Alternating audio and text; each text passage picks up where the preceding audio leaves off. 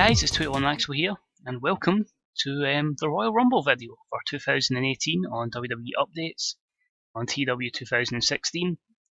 Now, you join us with good and bad news.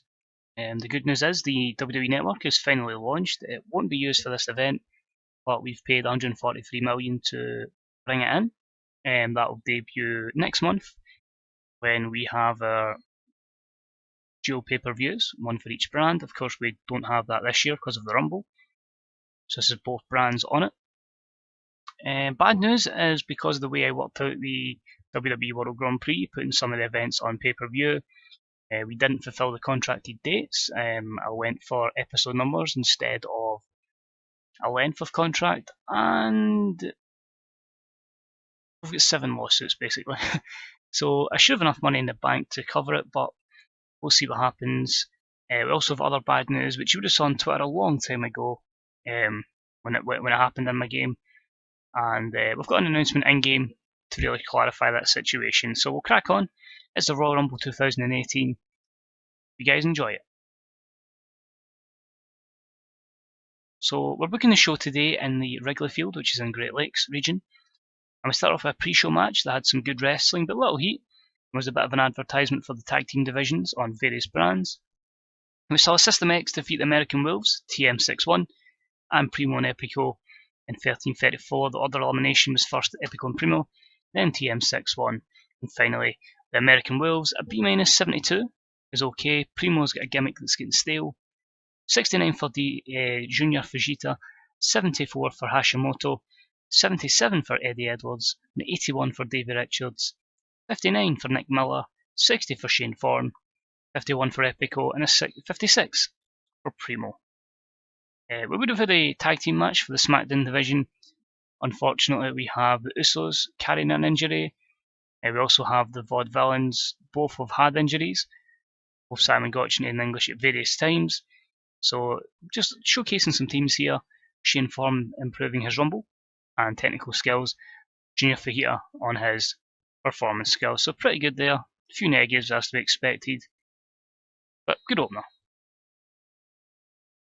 Also in the pre-show we had decent wrestling, but little heat, and it was a match that saw the team of Alexa Bliss, Billie Kay, Carmella and Becky Lynch defeat the team of Asuka, Io Shirai, Nicole Matthews and Alicia Fox in 12:44 when Alexa Bliss defeated Alicia Fox by pinfall. In terms of in-ring work, Becky Lynch, as expected, far ahead of everyone else. But a C+69, Becky was slowed down by her injury, still got a 78, 51 for Carmella, 68 for Billie Kay, 61 for Alexa Bliss, 59 for Asuka, 49 for Io Shirai, 65 for Nicole Matthews, and a 46 for Alicia Fox. So you can see there who we're trying to push going forward with the in-ring performances. Just again a showcase of some of the women's athletes we have on our roster. Asuka improving performance skills, Carmella technical. Few negatives there, but overall still really happy with the C+69. Next up, we've got Shane McMahon, and he's announced that we have signed Dragon Lee to a contract. Unsure what his WWE name is going to be, I'm going to change it. That's why I just put it as a pre-show angle. He'll be on Raw. We've signed him, we've signed the other Mystico, the former Sin Cara Caristico, I believe it is. Might even keep that name. We'll give him a fair shot. He's going to be in the Raw brand as well. Dragon Lee has like a niggling injury, so we may not debut him for a little bit yet. It might just have a lot of like hype vignettes. He's someone you might see more likely probably at WrestleMania. I don't know if you'll maybe see him at the February pay-per-view. We'll see over time. But the performance was good by Shane. A D46, Dragon Lee not over as much in the US as he is elsewhere, but one of the best workers or high flyers in the game for his age. So it made business sense. In a pre-show matchup, they had some decent wrestling and didn't have much heat. We also had Zack Sabre Jr. defeat Hideo Itami in 13:45 with a Tiger Suplex. Zack Sabre Jr. makes the 4th defense of the ECW World Heavyweight title. A B-75, great chemistry from both performers. Sabre Jr. with 79, Hideo with 64. No skill improvements. Few negatives, mostly for Hideo, but a good win for Zack Sabre Jr. A good advert for the ECW brand. So we start the show with Stephanie McMahon. Although the text says she's introducing herself as a new authority figure, basically she's on SmackDown, as you'd have seen on Twitter a good long time ago. The Fergal Devitt situation, so in game he came out with racist comments and it was toxic. So just before his title defence, I had to sack him, and that's basically what this promo's about. Stephanie McMahon explaining that Devitt is gone and that she doesn't believe in his actions. Because I forgot about it earlier in the episode, I'd also like to announce we have Lucha Underground and they're on the WWE Network. We've got them signed up. We've signed a lot of workers and sent there, as you probably saw in the last episode. Most of them have signed, and we're hoping we can get the brand over at Lucha Underground with the exposure of the network. And with a lot of workers we've sent there, hopefully improve the younger talents, but at the same time get everyone's overness up and just try and make as many superstars on that show as well, due to the enormous coverage worldwide that we can offer it. So how do we replace Fergal Devitt, who was going to be in the co-main against Bray Wyatt for the championship? Stephanie then decides to make it Bray Wyatt versus Sami Zayn versus Kevin Owens. So B plus 89, that's your triple threat match now for the World Heavyweight Championship. Got the crowd hotter, Stephanie underperforming, and the Battle of the Grand Prix storyline gained a bit of heat. So that's good to see. We then have our hype video. We cut to the hype video, pyro, etc. Our main event is going to be Roman Reigns versus Ambrose. I'd rather go with that than the Rumble, because Rumbles, you still can't guarantee they're going to get the best rating. So A91, and the segment Lost Heat still advanced it, which will lead us into our opening contest for tonight, which is the WWE Intercontinental Championship, and then a superb wrestling match. They had great heat. AJ Styles defeated Apollo Crews in 1826 by pinfall with a Styles Clash. AJ makes the third defence of the title. A B81, great chemistry between them. Unfortunately, there was a lack of psychology. The match drifted a little. Solid 95 for Crews and 93 from AJ Styles. So it makes you think, if with a proper storyline and psychology, then maybe, just maybe, this would have maybe dragged into the B pluses. But still a decent opener. Didn't want it to be too good. And then you get too much high expectations for the show, but good to see we're getting high title prestige. So the IC title is as good as probably it's been for a long, long time. And after the match, promo from AJ Styles just saying, I beat this Apollo Crews, I'm the man around here. Just a general AJ Styles heel promo. And it's a bit of shambles that I'm not in the Rumble. So B plus 89, good there from AJ Styles. And yeah, no improvements, just limited for being short. Our next contest was going to be Emma's promo before the SmackDown Women's Championship match. B plus 86 is going to be Emma versus Paige versus Charlotte. Obviously, we've not really seen much of Emma because of her injury, but she'll defend it here. And the storyline gained a bit of heat. All positives there. The matchup, that's pretty good, I'll take that.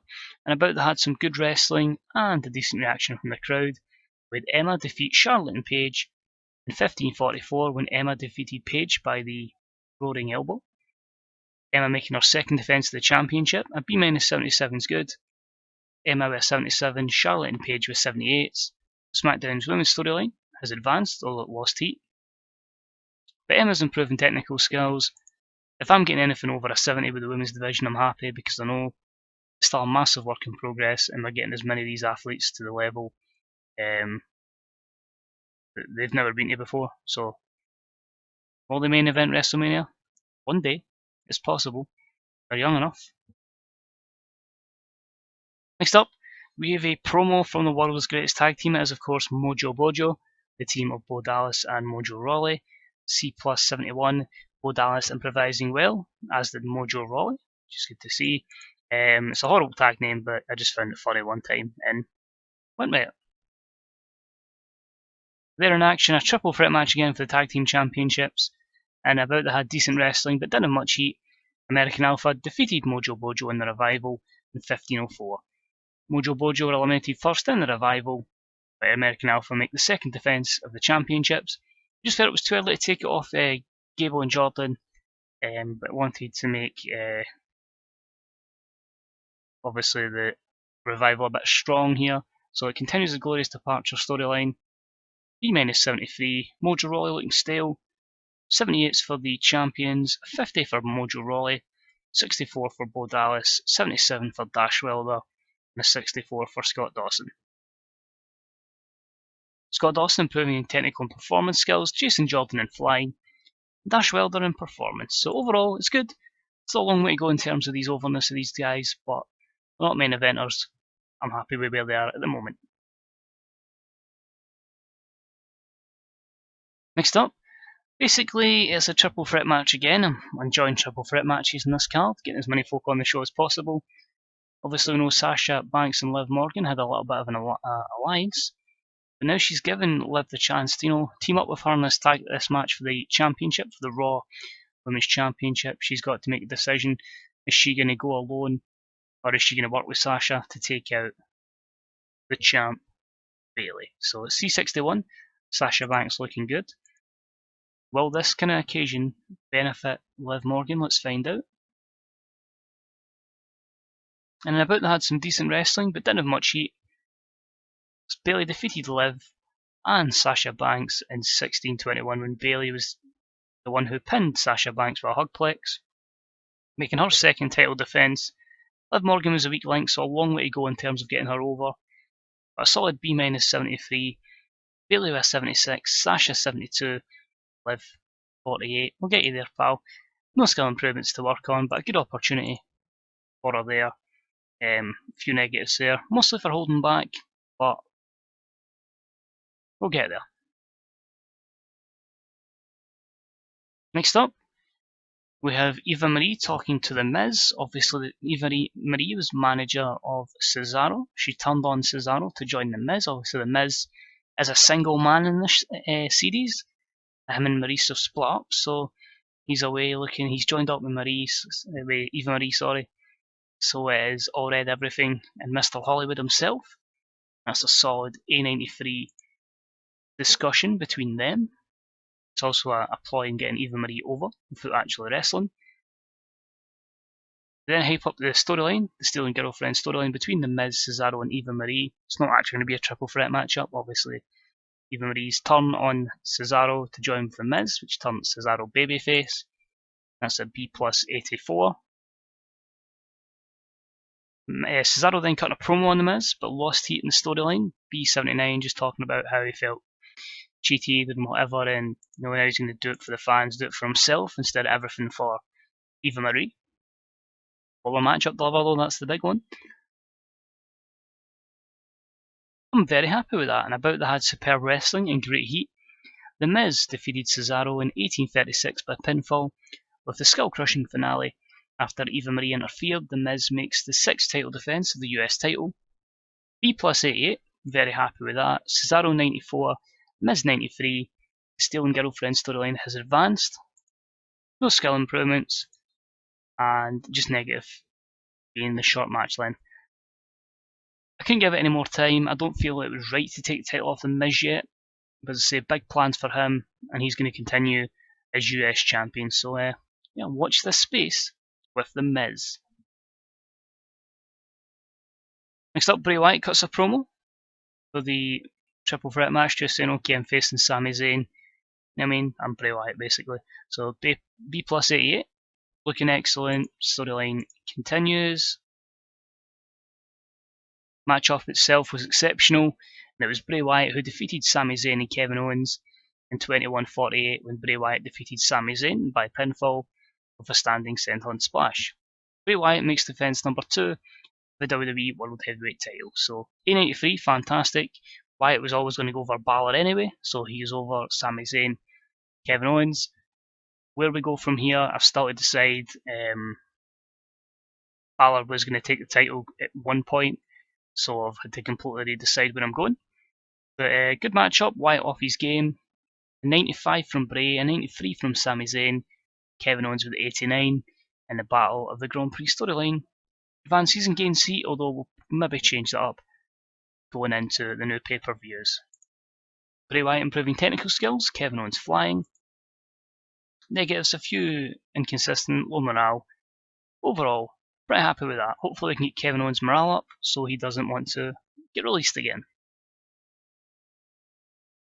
Next up, a Braun Strowman promo, just reclaiming that he's going to win the Royal Rumble. What is amazing is we've gotten Braun Strowman so over for the Grand Prix, and basically he's been on the main roster for like 3 months that we can get an A92 promo. Hilarious. Yep, Braun for the Rumble. Basically, James Ellsworth has pretty much launched Braun Strowman's career here. Promo from John Cena. He wants to win the Royal Rumble, an A90, so Braun Strowman had a stronger promo. John Cena worked the crowd well though and came out of it looking excellent. But the announce team didn't help him there, but a good promo from Cena. And then last but not least, Seth Rollins with an A90 promo saying that he's going to win the Rumble. Like you would get a small vignette, everybody saying, I'm going to win the Rumble. So A90 from 3 potential frontrunners. The Rumble match itself scored a B83, so not amazing. And it was a decent matchup, but we'll go through who entered it. It was Baron Corbin, Big Cass, Big E, Bo Dallas, Braun Strowman, Caristico made his debut, Chris Jericho, CM Punk, Darren Young, Dolph Ziggler, Enzo Amore, John Cena, Carl Anderson, Kenny Omega, Kofi Kingston, Luke Gallows, Luke Harper, Randy Orton, Rhino, we're giving a little push to, Rusev, Samoa Joe, Seth Rollins, Sheamus, Shinsuke Nakamura, Simon Gotch, Tetsuya Naito, Trent Beretta, Tyler Breeze, Will Ospreay, and Xavier Woods. So probably one of the strongest fields there's ever been in WWE history. And a decent matchup. It was John Cena who won the Battle Royal at 66 minutes and 43. The other 4 members of the Final Four, or the other members of the Final Four, sorry, were Baron Corbin, Braun Strowman, and Seth Rollins, with Baron Corbin being the final elimination. So big pushes for Corbin and Strowman. Strowman get the most eliminations. Randy Orton setting the time for the longest survival. But John Cena wins the Rumble. Am I right in saying that's his 3rd Rumble victory? A lot of people will be like, why John Cena in 2018? I can't give away too much, but John Cena, is chasing that 17th World Championship now. He'll see as time goes on. It all makes sense. But B83, Big Cass not suited to his gimmick. Caristico debuted Thrill Seeker gimmick, which was very good. Kofi not suited to his. Luke Harper and Trent Beretta off their game. Simon Gotch was slowed down by injury. And the Cruiserweight storyline advanced. The New Day storyline gained heat, and Ziggler Cena lost heat. We may be losing Dolph Ziggler to either New Japan Pro Wrestling, Dragon Gate, or TNA. Unsure if we're going to keep him or not. Is he worth the money and the length of contract? It'd be a 4-year deal, taking him up to early 40s, so we'll see. It's hard to commit to all this money when you don't know how much the lawsuits are going to cost. But overall, a lot of improvements. Kofi in technical and performance, Caristico in technical, Dolph Ziggler in Rumble, Randy Orton, Samoa Joe, Luke Harper, all technical, Luke Harper performance, Rusev Rumble, Big Cass technical, Big Cass performance, Rhino flying, Shinsuke Nakamura in performance, Carl Anderson performance, and Corbin with Rumble and technical. Obviously, a lot of positives, a lot of negatives in here. At least one thing you know here, Corbin and Strowman are getting big pushes going into next year. After the matchup, John Cena celebrates the fact he is going to WrestleMania, B+84. The performance of Cena was fantastic. Can't argue with that. Maybe could have been a bit better. Then hype up our main event, which is Dean Ambrose cutting a promo on Roman Reigns. This is Dean Ambrose's time, he says. He says Seth Rollins failed. Dean Ambrose is going to show he is the true Shield brother. And it's time that Roman Reigns was dethroned, obviously having the championship since June. Came across well. And about that had sensational wrestling and fantastic heat. Roman Reigns defeats Dean Ambrose in 25:05 by pinfall. Roman making the 7th defense of the title. A-star 98, absolutely fantastic. That's why I wanted it to be main event, because I knew these 2 guys would bring it. Reigns seemed off his game. Ambrose with 96, Reigns with 97. If Roman was on his game, would this have got a 100? It's interesting to know. Storyline gained heat. Ambrose gets his chance and fails. No skill improvements.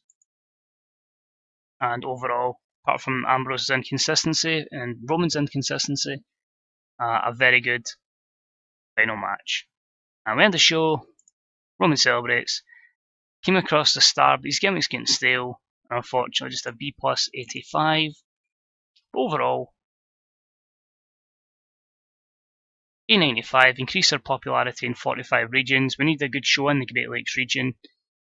We could be close to global. I think our international, I don't even know what the highest level is. Whatever level it is, we're close to it. I don't know if the problem could be more so to do with the overness in the European regions. So we'll see with that.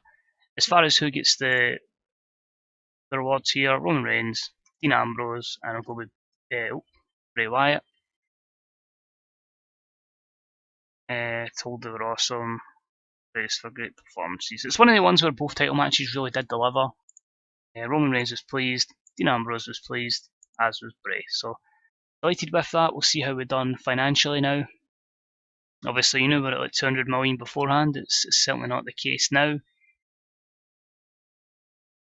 But we'll see. Uh-oh. Oh no, that's good. Looking to the future means we've gained. We are now a global company, so we went internationally global. So that's fine. We finally got there. On sadder news, Antonio Inoki has passed away in game. It's sad to see that. I hate seeing that in this game. It's one thing I don't like. So the Rumble, if we double click on it, 4.17 on pay per view, 2 million buys, that'll be a good bit of money. As I say, the next events will be on network. One will be the network, one will be on pay per view, just to make sure we're making money from that. Apart from that, I find that really affects us is Wild at the Weekend, which is obviously our women's show. A couple of new women in there. Hikaru Shida's in there, Kellyanne English. So a lot of new women in there. Buggy Nova we've got back up. And small rating on the WWE Network, but hopefully they'll get over time. So from a negotiation point of view, Dolph Ziggler has re-signed $37,000 a month, $37,000 a month, 4-year deal though, but it saves him for going elsewhere. And the fact that we are now a global company, we need as many over superstars as possible. Oh, so let's have a look then. So we finished first in the US, first in Mexico, and first in Japan. Leroy Goulet is available in a new area. It's one of the rookies. I think we'd shortlisted him. I don't think we were going to sign him. One of the new gens that have came through. Obviously, we've risen to global size. Blake wants a better push. We can sort that out post video. Dragon Gate are going to offer Fergal Dev a contract despite being toxic. So obviously he's really over in Japan. 82. He has took a bit of hit to his popularity. As you can see here, 82 is down from the 90s. He'd been pushed really, really strongly. Never got the championship, but he's toxic, and we'll really just need to see what the case is with Fergal. But as what it is, Dragon Gate also looking at Shelton. Naito needs time to heal. Epico's unhappy. We know about the buy rate. 12 grand for our drug testing. CM Punk doesn't rate Eddie Edwards, and Bo Dallas has a fan in John Cena, so that's good to see there. So overall, that's promising. The prestige is up to a max 100. Momentum is 100. 78 million, that's good. Made 12 million off pay per view, so even though it was only a 4.17, we still made mega bucks off that. As much as we have done with other events where there's been more than one pay per view, so delighted with that. Ticket sales could have been a bit better. TV revenue is solid. Obviously losing 145 million to the media, not great, but making money through developmental, making money through media. That's going to be a small increase each month, but I think we'll be fine now if that's the case. That 121 million was the loss because of the network. So 78 million, happy with that. This is a good position to be in. As I say, next pay-per-views, No Way Out is the second month, and that is SmackDown. They get that. The second Sunday of the month, Fastlane is Raw. So I'm quite happy with that. It gives us an idea of where we're going forward. We've got 2 weeks until No Way Out. That'll be on the network. Fastlane will be on pay-per-view, just to make sure we're making as much money as possible. And yeah, overall happy with that. Happy with the show, and just need to sort out some morale issues. Some can be fixed, some unfortunately can't be fixed. But I like the idea if I just click on Luke Harper. Okay, and Luke Harper's not a great excuse. We'll go with Kevin Owens. It now tells you how much bonuses you've gave him. So I've gave Kevin Owens like 70 grand because he was really unhappy, and now he's a bit more happy. So that's good to see. Apart from that, let's say title prestige A98, our other title, A-Star 100. Prestige is just in a great position. So it's going well. As I say, I don't want to blabber on for too much, so I just say I hope you enjoyed the video, guys. If you've got any predictions for the Mania card, let me know what you think in the description. So in the comments section below the description. As I say, it's just really a case of, I know people won't agree with the John Cena thing, but if you can guess what's planned, let me know if you can think of some other feuds. Let me know what you'd think you would like to see going forward. We'll see if it matches up. And with Fergal Devitt being suspended or fired because of his racist comments, what would you have done in the same situation? Would you have let him go? We know about that. But as I say, as always, any comments on this series or even your own stuff, let me honestly put it in the comments section below. I'll happily get back to you. Any problems, I'll try and help. I'm not the great technical wizard. I wish I was, but I can try and help. And as I say, if you wish to get involved in TW, there's links below how to get started and best places to plug your stuff. Because we've got a good community. There's been a few bumps along the road. Hopefully, we're back thriving and we don't end up like various other communities. So, but on again, I say any comments, like, subscriptions, all deeply appreciated. And hope you're enjoying the series, guys. And I say we'll keep trying more stuff out. And until next time, this is Put One Maxwell. See you real soon. Bye bye.